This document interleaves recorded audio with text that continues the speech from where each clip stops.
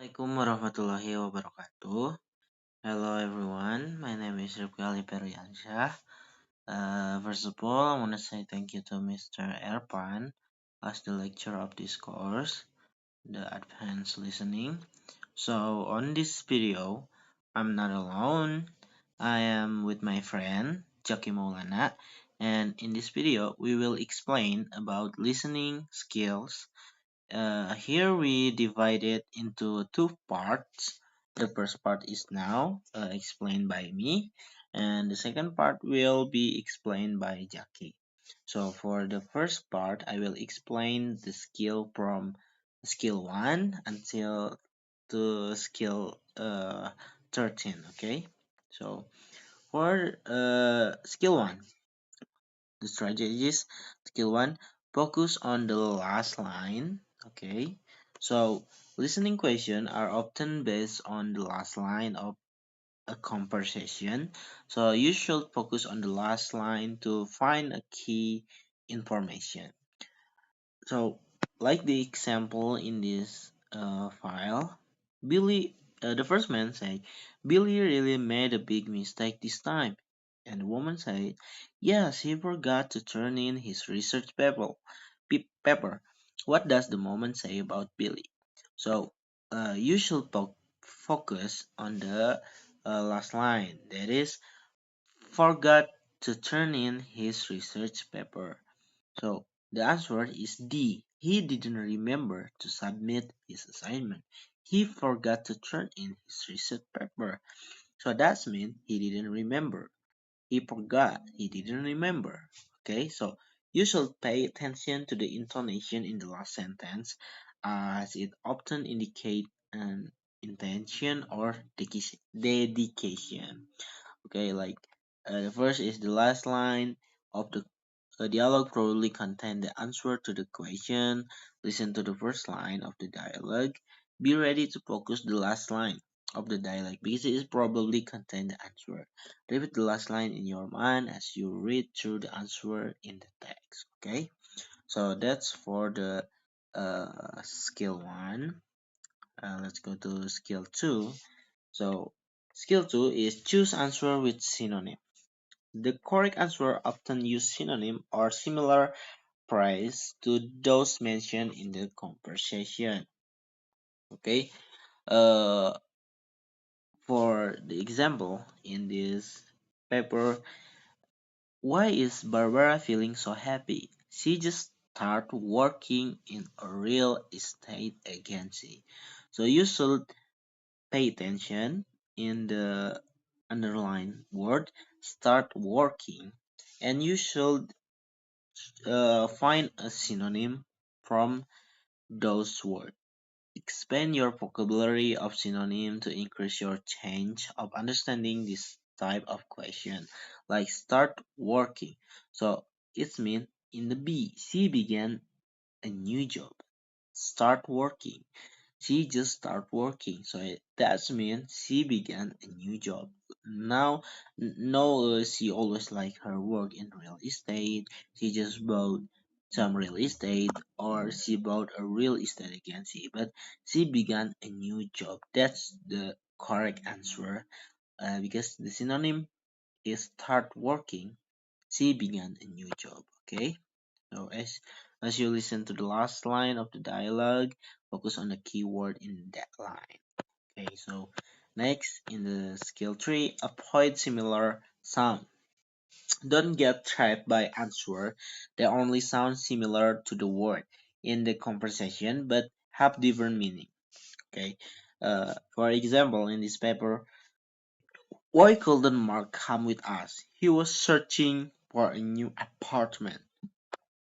So see, in the answer, there's a lot of similar sound like searching an apartment, like department or research from searching or apartment, like apartment at a church, search and searching and churching.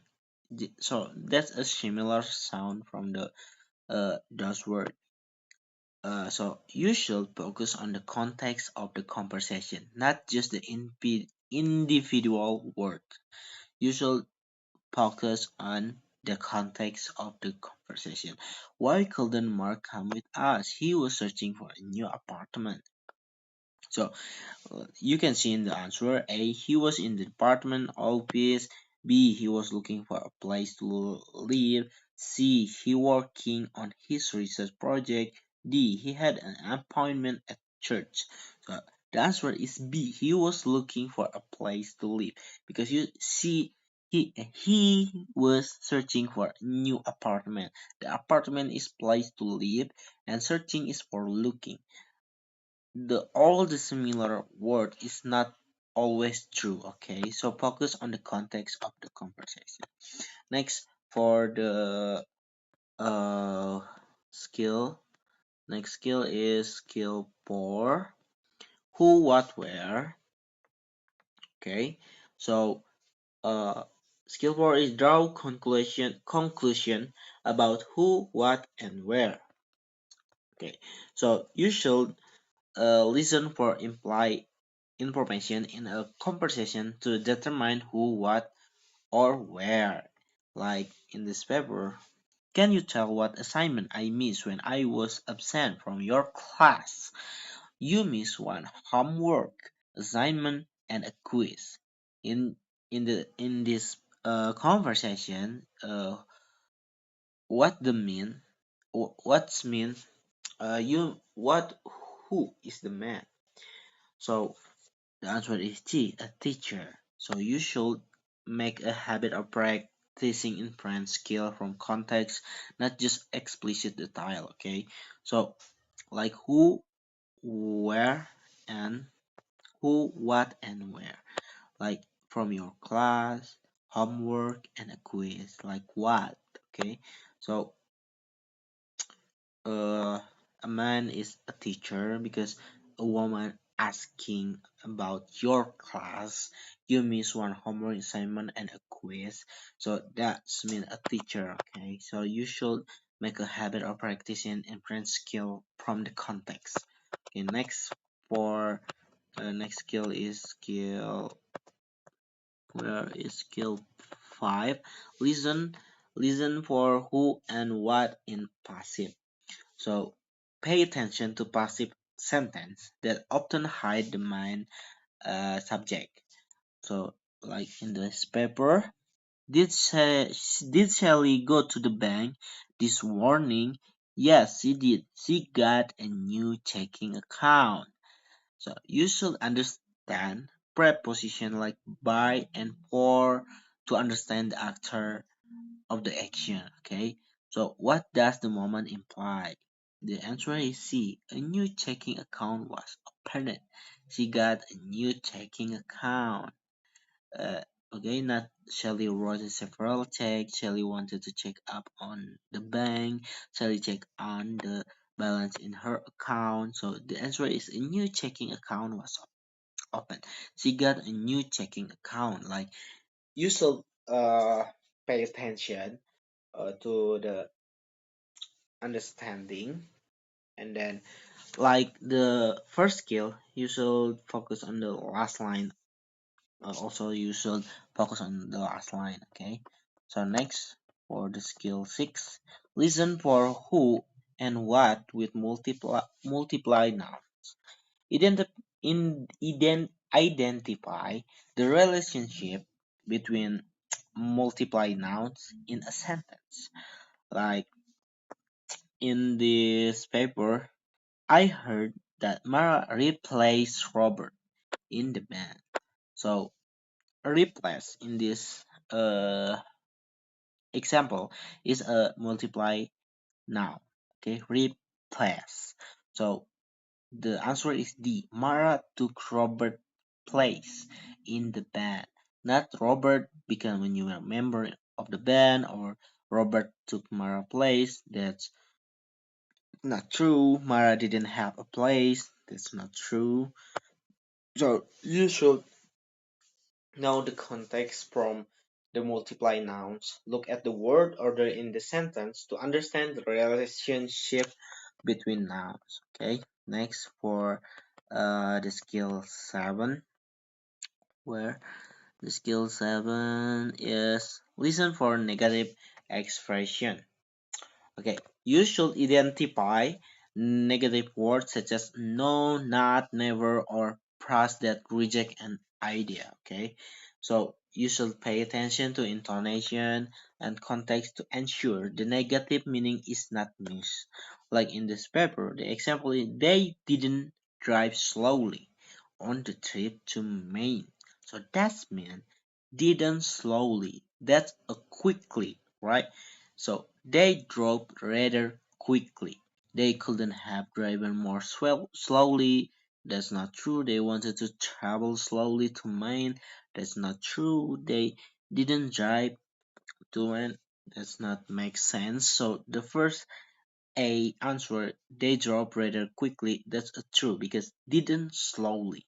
That's a negative what is it, the negative expression didn't slowly, so that's mean is quickly. Okay, so there here a lot of explanation, the expression, example, and correct answer, like not or not, didn't, nobody, no, nothing, never, and in this, like that, you should pay attention to that context. Okay, next for skill 8, listen for double negative expression. It seems like before in the skill 7, but it's two negative expression often indicate a positive meaning. Like in this paper, isn't it impossible? It isn't it impossible is isn't it is a negative, and impossible is a negative too. So if a double negative is indicate a positive meaning. So that's mean is mine. Not there's no possibility. There's impossible, but is there's isn't it too? Their concert will definitely not take a place. That's not true. The concert can take place. That's not true. The concert might take place. That's true. Because there's it isn't it impossible for the concert to take a place. So isn't it impossible? That isn't it is negative. Impossible, that's negative. So that means the answer is positive. You need to understand the logic behind double negative. Okay, you should pay attention about that. Okay, so next for skill 9, listen for almost negative expression. Almost negative. So it's a different, I think, little different. The expression like hardly, barely, seldom, rarely indicate almost negative meaning. So you should pay attention and understand the intensity or frequency of the action from that word. Similar word like that. So like the in this paper example, were you able to pay the electric bill? I had barely enough money. So that means he paid the bill but has no money left. Barely enough money. Barely is like there is barely in the expression is really almost none. Not never, but none. Barely. Okay, you should know about the context from that word, like barely enough. So that's mean almost none, but not almost never. Like if he said I had rarely enough money, so that's mean he almost never have money, okay, to pay the bill.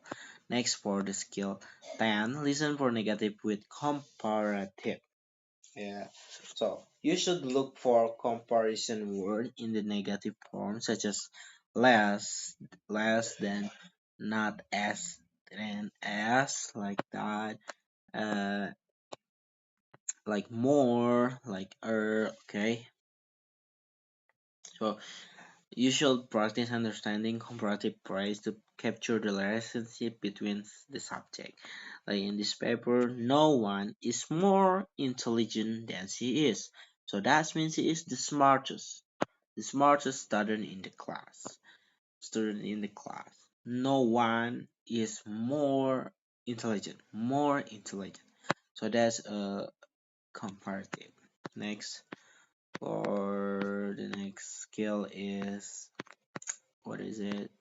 Skill 11 is listen for expression of agreement.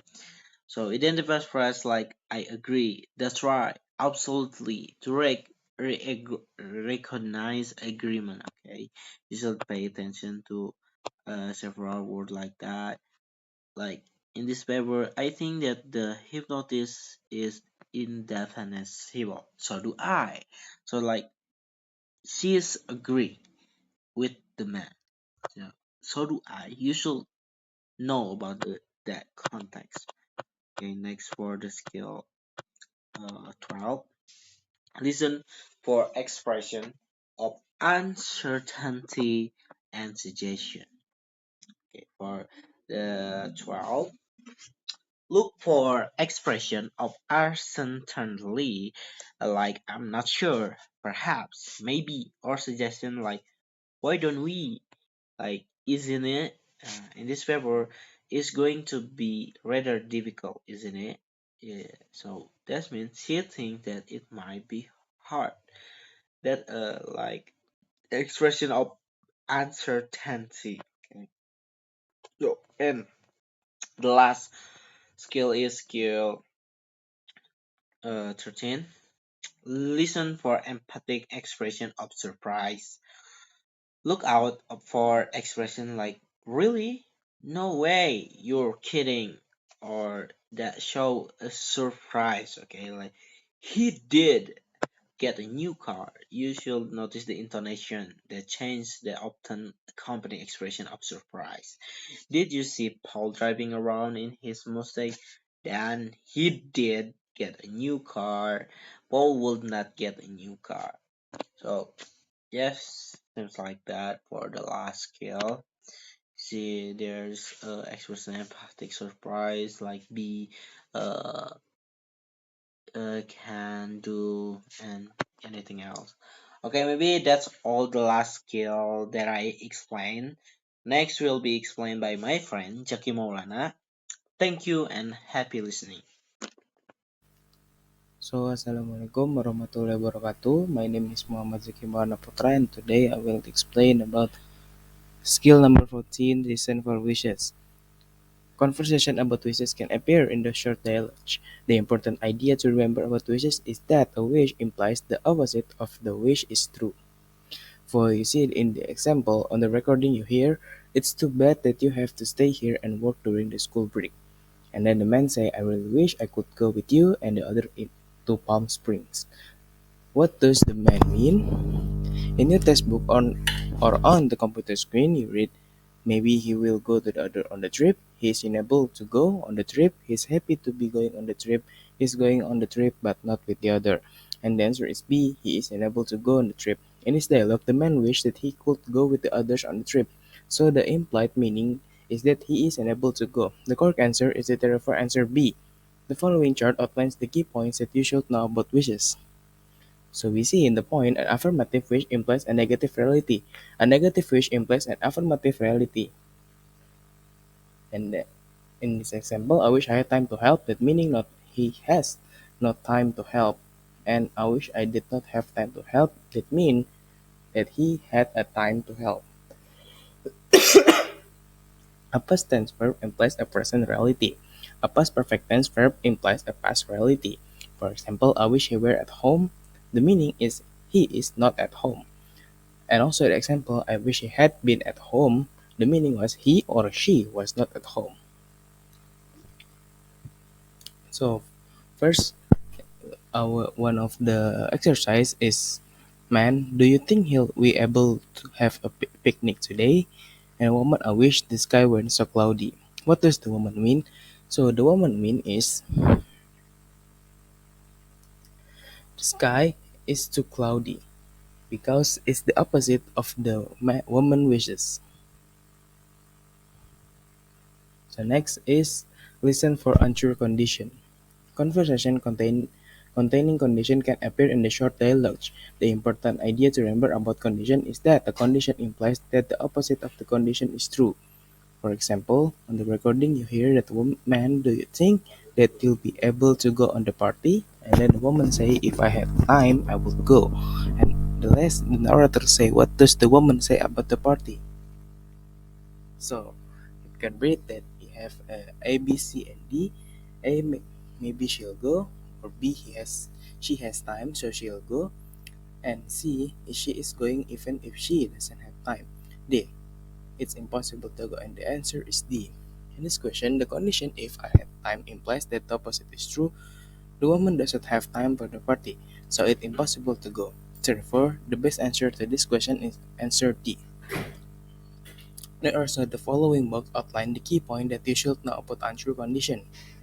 So this is the key information.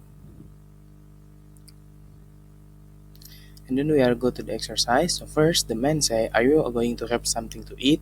And then the woman said, "If the food fresh, I will eat some." What does the woman mean? So the woman mean is she doesn't. She is not going to eat because it was the opposite. So we are now to the skill number 16 in the idiomatic language. Skill number 16 is listen for two and three part verbs. Two and three part verbs appear in some question in the short dialogue. These verbs are expressions that include a verb and one or more particles, such as in, on, or at. The particle change the meaning of the verb. Question involving two and three part verb can be difficult for students because the addition of particle change the meaning of the verb in an idiomatic way. For example, you can hear that man say, "What time does the meeting start?" And then the woman say, "Did you hear that it was called off by the director?" And then the narrator say, "What does the woman say about the meeting?" And in your textbook or on the computer screen, you can read that A, B, C, and D. So in this question, the two-part verb called off has a different meaning from the verb call, which mean pawn. The two-part verb called off mean cancel. So the best answer is D. So we are now to the exercise. The man said, "Did you have your history exam today?" And the woman said, "No, the professor put it off for another week." Well, and then the narrator, what does the woman say about the exam? So the woman say about the exam is the professor canceled it because put it off means cancel. Now, skill number 17, listen for idioms. Idioms appear in some question in the short dialogue. Idioms are special expressions in a language that all speakers of the language know. These special expressions describe one situation in life but are applied to many different areas of life. Idiom questions can be difficult for students because they seem to be describing one situation when they are really describing a different situation. For example, on the recording you hear, the man say Tom is a full-time student and is holding down a full-time job. Woman is really burning the candle at both ends. What does the woman say about Tom? In your textbook or on computer screen, you can read that he's lighting a candle, he's holding the candle at the top and the bottom, he's doing too much, and the last one is he's going as a firefighter. In this question, the idiom burning the candle at the both end has nothing to do with candles and nothing to do with burning on fire. So answer A, B, and D are not correct. Instead, this idiom is an expression that is used in the situation when someone is trying to do more than he or she really can do. After all, a candle usually only burns at one end, so a candle that burns at two ends is doing too much. Therefore, the best answer to the question above is answer C. We are now to the exercise. I have a take advanced biology from Professor Stanton next semester. And then the woman said, "Don't worry about it, it's a piece of cake." What does the woman mean? So the woman mean that a piece of cake is the course is easy because it's a piece of cake is idiom in English mean easy.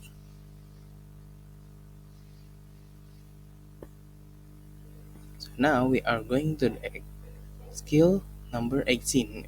That also part of long conversation in paper to a full text.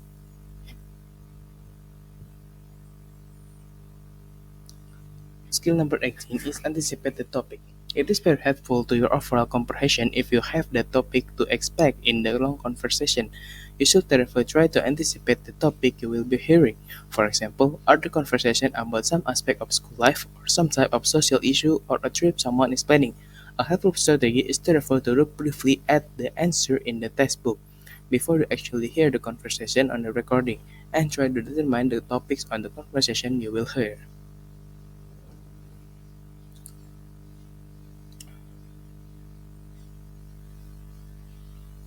So next is skill number 19, anticipate the question.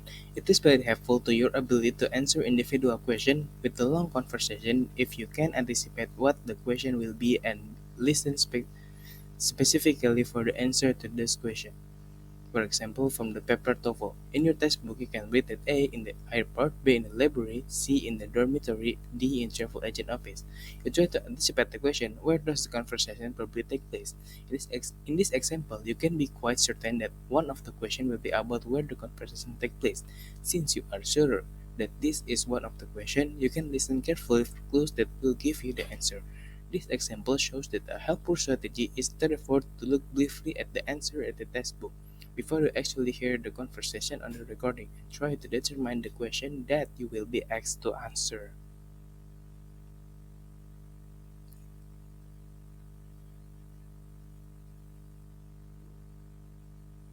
Now, we are going to the skill number 20 is to determine the topic. As you listen to each long conversation, you should be thinking about the topic or subject or main idea for each conversation. Since the first one or two sentences generally give the topic, you should be asking yourself what the topic is while you are listening carefully to the first part of the conversation. For example, from the paper TOEFL test, on the recording you can hear a man say, "You can't believe what I just got." And then the woman, "I bet you got the new car you always want." And the man say, "Now how in the world did you figure that out?" You think that the topic of the conversation is the new car that man just got. And the skill number 21 is draw conclusion about who, what, when, and also where. As you listen to each long conversation, you should be trying to set the situation in your mind. What should be thinking on the following thought? The first one is who is talking, and then when does the conversation probably take place? Where does the conversation probably take place? And what is the sort of information for this conversation? For example, on the recording, you can hear the man say, "Why do you have so many books?" Then the woman say, "I need them to for my paper on George Washington. Do you know how I can check them out?" And then the man say, "You should go to downstairs to the circulation desk and fill out a card for each book." The thing who is probably typing to student. Where are they in the library? What course are they discussing? American history. Then we are go to the skill number 22 for listen for answer and order. There are two possible methods to use while you listen to a long conversation. You can just listen to the conversation and ignore the answer. You can follow along with the answer while you listen. Some students prefer to just listen to the conversation while it's been being spoken, and if that method works well for you, then that is what you should do. Other students find that they can answer more questions correctly if they read along with the answer while the conversation is being spoken, because the detail of the question are answered in the order. It is possible to read along while you listen to the conversation on the recording. For example, on the recording, you say a man say, "Can I help you? I'm interested in opening an account." Well, we have several different types of account. Checking account, saving account, money market account, and time deposit account. It's a checking account that I'm interested in. I can help you with that. First, you have to fill out a form, and then I need to see some identification. That about all there is to it. That sounds fair enough. Thanks for your help. So in the same time, you can read in your book that the answer is A and also C. When you read the answer to the first question, you can anticipate that the first question is what the type of account. As you listen, you determine that a woman wants a checking account. Therefore, you can anticipate the best answer for the first question. When you read the answer for the second question, you can anticipate that the second question is going to ask what thing. In the conversation, the man asks her to fill out a form and show some identification. So a reasoning that anticipate that is correct. Answer to the second question is either A or C. When you hear the question, you can determine the best answer is C.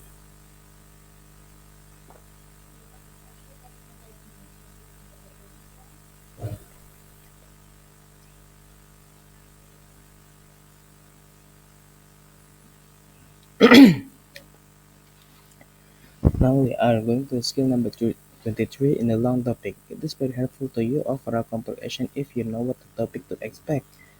In the long talk, you should therefore try to anticipate the topic that you will be hearing, as you did with the long conversation. For example, at the talk about American history or literature or some aspect of school life, a helpful strategy is to therefore to look briefly at the answer to the textbook before you actually hear the talk on the recording and try to determine the topic of the talk that you will hear.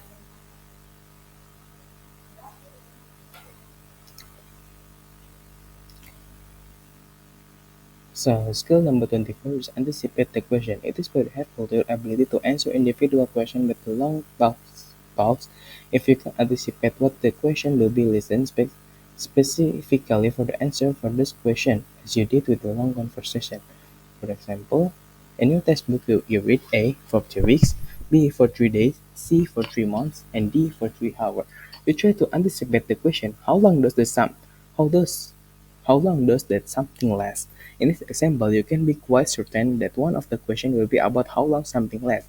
Since you are sure that is one of the questions, you can listen carefully for clues that will give you the answer.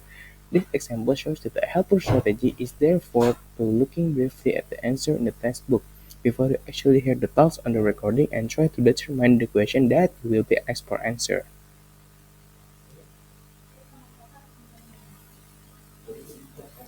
Tip number 25 is determine the topic. As you listen to each long talk, you should be thinking about the topic or subject or main idea for the talk, as you did with the long conversation. Since the first sentence is generally a topic sentence, you should be asking yourself what the topic is while you are listening carefully to the first part of the talk. For example, on the recording you hear the man say the major earthquake that occurred area of Los Angeles in 1971 is still affecting the economy of the area today. You think the topic of the talk is the effect about the 1971 earthquake on Los Angeles today. And then skill number 6 is draw conclusion about who, what, when, and also where. As you listen to each talk, you should be trying to set the situation in your mind as you did with the long conversation. We should be thinking in the following thought. Who is talking? When does the talk probably take place? Where does the talk probably take place? What course is the talk concerned with? What is the source of the information from the talk? From the example in the recording, you can hear the next step of our tour of Santa will be original home of Coca-Cola at 107 Marietta Street. Coca-Cola was manufactured at this location until early in September of 1888. You think who is first one is who is probably talking? A tour guide. Where are they? In Atlanta. Where does the talk take place? In the middle of a tour. And the last one is listen for answer in order. There are two possible methods to use while you listen to the talk. You can just listen to the talk and ignore the answer. You can follow along with the answer while you listen. Some students prefer to just listen to the talk while it is being spoken. And if that method works well for you, then that is what you should do. Other students find that they can answer more questions correctly if they read along with the answer while the talk is being given. Because the detailed questions are answered in order, it is possible to read along while you listen to the talk and the recording. So this is the audio and also the conversation. When you read the answer to the first question, you can anticipate that the first question is where did something happen? As you listen, you determine that the fire began in Mrs. Ole Report. Therefore, you can anticipate that the best answer to the first question is A. If you read the answer on the second question while you listen to the talk, you can determine that answer A, C, and D are true. Answer B is not true. The fire did not begin in summer, it began in October, which is autumn. Therefore, answer B is the best answer to the question, which of the following is not true about the Great Chicago Fire? So that's all. That was all for me.